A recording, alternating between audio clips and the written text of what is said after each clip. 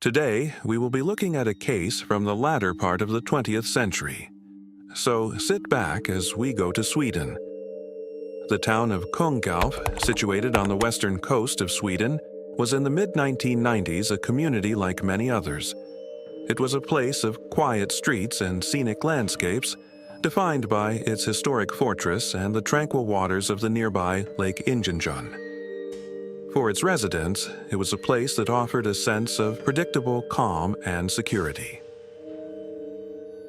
Among those residents was John Hron, a 14-year-old boy with a keen interest in punk music and a passion for canoeing. Described by those who knew him as brave and principled, John held strong convictions. He firmly believed in equality and was openly and vocally opposed to the growing undercurrent of racism that was beginning to surface in parts of Swedish society. This was a period in which a small but aggressive neo-Nazi movement was attempting to assert its presence. Groups such as Vitt Ariskt Motstånd or White Aryan Resistance were actively recruiting disillusioned youths, promoting an ideology of hatred. It was an ideology that stood in direct opposition to everything John Hron believed in. In August of 1995, as the summer holidays were drawing to a close, John and a 15-year-old friend decided to spend a night camping by the shores of Lake Ingetorpssjön. It was intended to be a simple excursion, a final adventure before the return to school.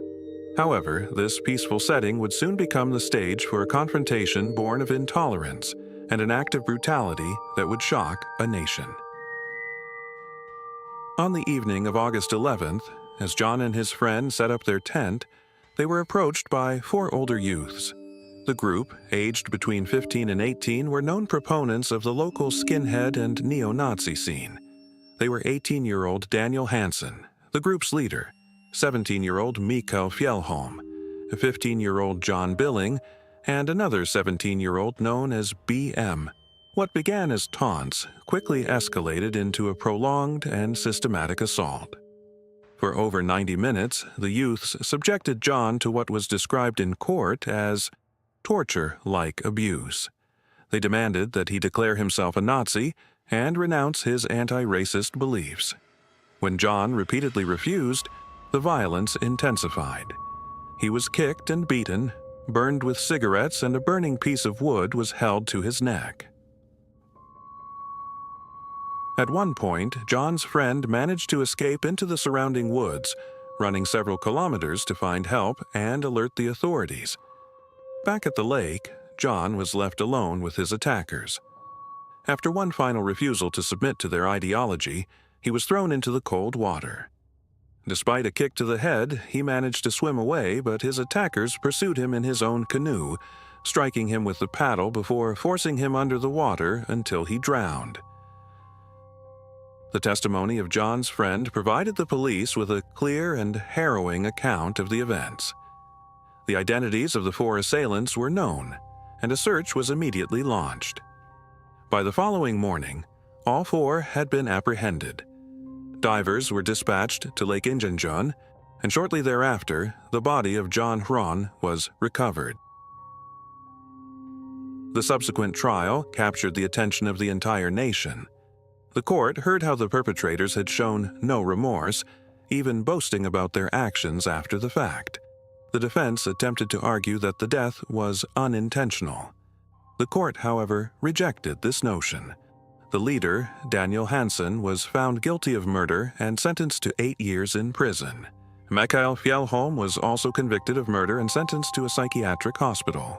John Billing was found guilty of aggravated assault and sentenced to 10 months in a youth home, while the 4th attacker, BM, received a sentence of 4 months for the same charge.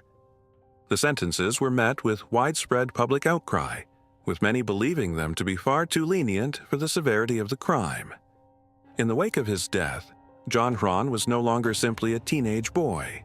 He became a national symbol, a martyr in the fight against racism and political extremism. His refusal to betray his convictions inspired a wave of anti-racist demonstrations.